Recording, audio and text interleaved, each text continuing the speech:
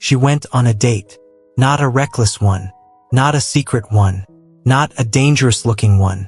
She told her friends where she was going. She shared her location. She planned to come back. But she never did. Days later, human remains would begin to surface across Milwaukee County.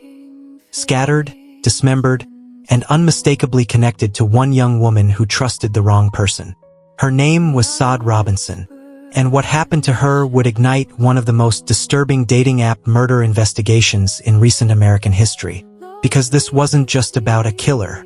It was about how modern dating, digital trust, and human predators collided with fatal consequences.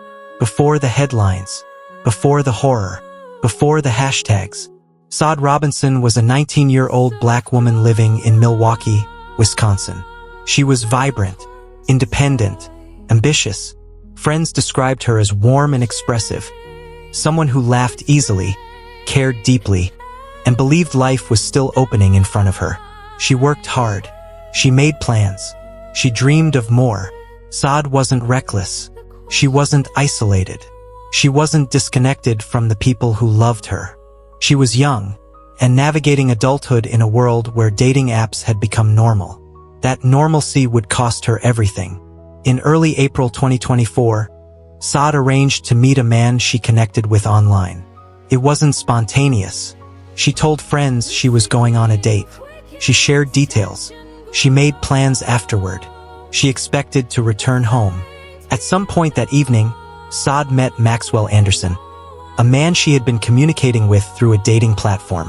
What happened next remains one of the most chilling parts of this case, because there were no immediate alarms, no frantic calls, no emergency messages, no signs of distress, just silence. By the next day, Sade had not returned home. Her phone stopped responding. Her family knew something was wrong.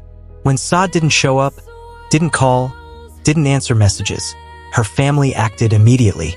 This was not "she needs space." This was not "she'll be back later." This was fear. A missing person report was filed. Detectives began reconstructing Sade's final known movements, tracing phone data, digital communications, and surveillance footage. That's when the case took a devastating turn. Because the evidence wasn't pointing to an accident. It was pointing to something far worse. Not long after Sade was reported missing, authorities made a discovery that would reframe the entire investigation. Human remains were found. Then more remains. Separated. Scattered. Intentionally concealed.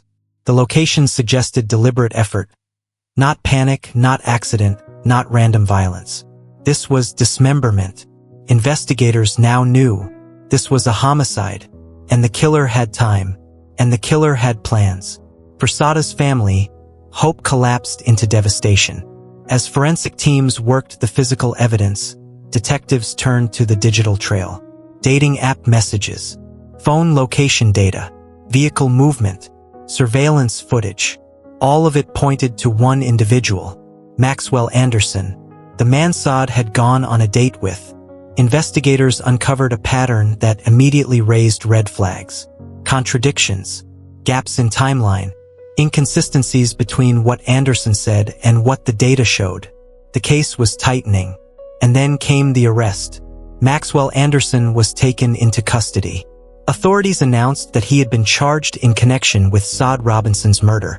At this stage, investigators emphasized an important truth. An arrest is not a conviction. Charges are allegations.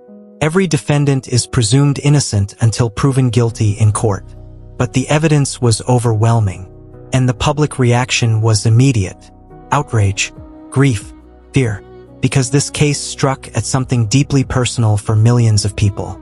This wasn't a dark alley crime. This wasn't a late-night mistake. This was a planned date, a scenario millions of people enter every day. Dating apps promise connection, but they also create access. And predators understand that. This case forced a terrifying question into the open. How many people trust strangers? Simply because an app tells them it's safe. Sade did what society told her to do, and it wasn't enough. For Sade's family, the pain was unbearable. They spoke of her not as a headline, but as a daughter, a sister, a human being with a future. Her life was not defined by how she died. And they made one thing clear: Sade mattered, her story mattered, and silence would not honor her. As the legal process moved forward, investigators continued piecing together what happened, how the crime unfolded, how evidence was concealed, and whether warning signs had been missed. Prosecutors prepared their case. Defense attorneys began theirs. And the truth would eventually be decided in court, not online. But regardless of the verdict, this case had already left its mark. Sade Robinson's case is not just about one killer. It's about a system that allows predators to hide behind screens. It's about how quickly trust is granted, and how devastating the consequences can be when that trust is abused. This story forces us to confront uncomfortable realities. That danger doesn't always look dangerous. That violence doesn't always come with warning signs.